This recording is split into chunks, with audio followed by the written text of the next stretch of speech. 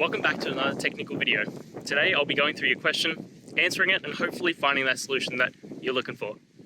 Guys, remember to stay just a little bit crazy like me, and hopefully you work through that resolution. Let's continue on.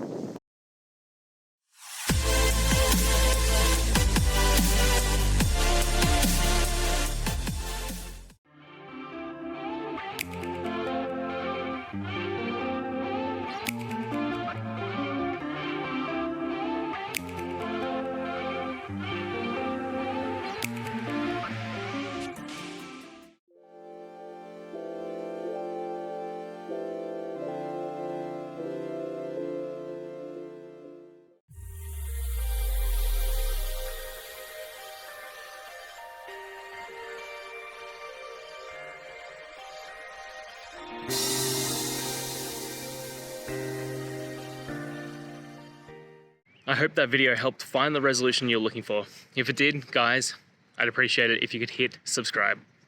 Until the next time that you need more technical help, I hope you have a good one. Cheers.